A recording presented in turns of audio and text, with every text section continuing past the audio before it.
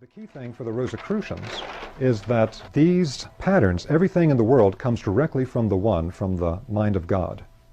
And then to be able to actually discern the different qualities and functions of things in the manifest world, including things like the different spiritual beings that everyone is connected to all the time, and to become conscious of those and how they affect us, there would be teachings hidden within geometric glyphs. Because again, the geometric glyph holds pure pattern information. It's a packed thought form from the mind of God of a pure pattern.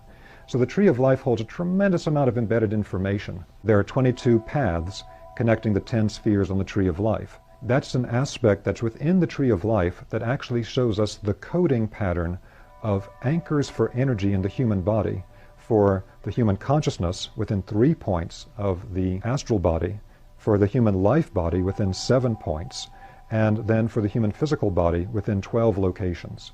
Just as in Chinese medicine, it's described there are 12 primary meridians. So these numbers are related to functions and the pattern from the mind of God. A huge amount is embedded in these, and different teachers can focus on completely different things from the same pattern, because it's holographic. It's like a jewel, and different facets have all these different things. So if we take a look at what we're looking at tonight, there's another pattern that's laid within the tree of life, which is that it has 3 different pillars inside of it. Now the 3 pillars have an interesting quality to them. On the left and the right hand pillars, which are sometimes referred to in the West as the pillars of mercy and severity, they don't go all the way up or all the way down. The only one that goes all the way up and all the way down is the central, or the middle pillar. And this is related to a very deep teaching of how to discern 3 different types of spiritual forces, or actually 3 different types of spiritual beings in the classical tradition. Now, unfortunately, this idea of discerning 3 different types of spiritual beings was primarily lost over time, so that in most external Western churches today, it's not taught anymore, unfortunately, because it was in the original tradition. And instead, things are presented only as like, there's the good spiritual beings and the bad spiritual beings. Well, the problem is, as we are created from the Godhead, the first movement from the One is into the 2. It's like the first split of the egg in the mother's womb to be the 2 different parts that will then split to become the full manifest human being. So that split into 2 is actually taking the unified aspect of the Godhead, the One, and moving into 2 opposite polarities. In the Indian tradition, they talk about this being Shiva and Shakti, these archetypal yin and yang, masculine and feminine aspects. Now this is absolutely critical, because you can't say that one is good and one is bad. You can't have a purely polarized system and say that's good, that's bad. If we have male and female, which one's good and which one's bad? But this type of thinking infects everything in the Western world today, like our politics. Well, if this side is right, that side must be wrong, sort of thing. Everything is brought into this polarized dichotomy. But the original understanding was much different. If we study classical teachings like in Tibetan Buddhism, they talk about, the path of development is not to one extreme or another. It's the middle way. It's that central path, holding a balance between 2 different extremes. And so the same thing is true on the tree of life. We have a middle path, just like the Tibetans talk about, and then things can go off balance to one extreme or another. Do you want to be too hot or too cold? You don't want either. You want to be in the middle. But this applies to everything within spiritual development. So again, we could talk a lot about this, but I want to give you the direct application of it now as a building block toward the overall concept of Rosicrucian initiation. So one of the things that needs to be discerned with this concept of the Godhead creating the world and the different levels of manifest being that are referred to in the classical text is that there are beings that connect to the middle pillar. They go all the way up and all the way down. That means they connect to the highest levels of the Godhead, and they also connect all the way down to the level of the manifest creation. In the Western tradition, within esoteric Christianity, this is connected to the Christ or Christic beings, or within the monotheistic traditions of Judaism, Christianity, and Islam, they refer to them as Michaelic beings, because Michael is considered to be the highest of the archangels. And so one of the names that is attributed to the term Michael is that the name Mikael means who is as God. And so that idea that Mikael holds the quality of the Godhead, but reduced in scale to where it can be interacted with at an archangelic level. The meaning of this is that when we hold to the middle way, perfect balance in all polarities in life, then we're on the path that takes us all the way. But through free will, through the mysteries that are described in the book of Genesis and in the Kabbalah and many other traditions, where through the exercise of free will we can choose to go off to one direction or the other and get off balance. The same thing is true for certain types of higher spiritual beings who actually have the spiritual task of being somewhat polarized and pulling us one direction or another. Now, the way that this got confused for the modern Western tradition is that some of the terms used in ancient times got to be confused together so they could no longer differentiate their meaning, which leads to a lot of confusion. So toward one hand, toward the left-hand pillar, you have spiritual beings that don't understand or really care for the physical world. The physical world is something that seems like a place of suffering. And many of the ancient traditions of the world were heavily influenced by these beings, with teachings of the physical world being an illusion, of the physical world being a place of suffering, get off the cycle of karma and reincarnation, etc. In the Western world, it was understood that these spiritual beings are advanced spiritual beings, more advanced than human beings. And they also have tremendous spiritual light. When one encounters them, one does not encounter a being of darkness. One encounters a being of tremendous light. And so the name given to the leader of this particular spiritual group was Lucifer, and these are Luciferic beings. Now, in most traditions today, this is completely confused because the term Lucifer is completely mixed up with the term Ha-Satan, or Satan, which is a dark being. And so all differentiation is lost. Again, this is a very deep topic talking about the consciousness and activities of these beings, and it's made doubly difficult because there's so much baggage attached to the names today that are not part of the original tradition. But that basic idea here is that to one side, you can go, even with any human being, toward a type of spiritual development where you really focus on spirit, but your physical life goes straight to hell. You know, you're not able to pay the bills, and your relationships with people suffer, and you're not taking care of business, and your life's not going that well, but you're really focused on spirit all the time, but not grounded. Now that can also lead, unfortunately, to forms of spirituality that are illusory or hallucinogenic, so that the things that are being perceived and worked with are not really real, or they're distorted through our lens in a particular way that's really not helpful. And so this is connected to what classically is referred to as the Luciferic extreme. Now, on the other hand, as you might imagine, it's the exact opposite polarity.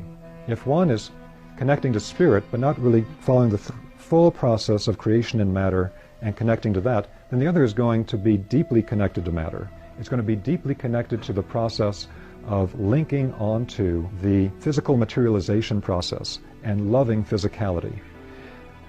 So human beings can fall into this as well by becoming completely materialistic, so that we don't even believe that spirit exists. Spirit is some type of illusion that we have. There's nothing but random evolution over time through completely physical biological processes, and there is no spirit, there's nothing of that kind. So this becomes a kind of modern materialistic scientific perspective that's very sharp in some ways, but has absolutely no spiritual perception. And so for complete materialists, they fall completely into this pillar. And so we can see that type of dichotomy that's being created here and holding the balance between it, between spirituality and life in the world. Now, the Ahrimanic aspect then took on other names in other times. The Gnostics referred to the being of Ahriman, or the beings of the same quality, referred to as Ahrimanic beings, as the demiurge. So you read all these Gnostic texts about the demiurge, the dark lord of this earth, that created the physical world. Then in Egypt, this polarity was referred to as Set, and Set was contrasted with Horus, and actually there would be an empowerment of the pharaoh by both Horus and Set when the pharaoh would take the throne. That term Set, when the Hebrew people left Egypt, led by Moses, who had been initiated in the Egyptian temples, that term Set became Ha-Satan, and so Set became Satan. Now, Ha-Satan is a Hebrew term meaning the adversary. And so it means that this is a being that has an adversarial relationship to the human being. And so that's where we then got the concept in the West of Satan. Again, this is a dark type of being, very different from the Luciferic beings as beings of light. Now, this idea of holding the balance between these two types of beings is something that plays out in everyday life. And it's a constant dynamic process for every human being. If we were to strip away the veil, we would see that these invisible Luciferic and Ahrimanic beings are influencing our consciousness at all times to go to one direction or the other, just as the beneficial beings are also connecting with us. And in the ancient temple science, it was understood that our connection to these beings was purely through resonance. When we think in a particular manner, when we feel in a particular manner, all of our thoughts, all of our feelings, all of our internal states have an energetic quality to them, and they will resonate like an antenna with qualities of the exact same type in the other worlds. So if we have a very negative materialistic thought, that will resonate us with the more Ahrimanic beings. If we get a type of emotional striving to have only ecstatic process in our life and is completely spiritual without ever having to do the dishes or wash the car, then that will connect us more to the Luciferic types of beings. And then, of course, things that are more of a grounded nature to the central pillar. And that's, again, a direct depiction of three different types of spiritual beings that one interacts with. Now, the problem that can come with this is that when it's stripped away from the original initiation, very straightforward context, then people can get very worked up about hindering beings and have very sensationalistic reactions to them. But it's something like if you were to be told that you have 10 billion germs on your skin right now, and you do, you have billions of germs on your skin right now, but if your biological landscape is healthy, it doesn't matter. You're going to be fine. So if you don't get all freaked out about it, it's just the way things are already working before you even knew about it. We're influenced by these types of beings all the time. We are like fish that live in an ocean that don't know there's any water. These beings are surrounding us all the time, and our boundaries are actually not solid. They move through us, our consciousness, our feeling life, all the time. So that's one of the first things that would be clarified on the Rosicrucian path, is understanding these different types of influences that we come into contact with all the time.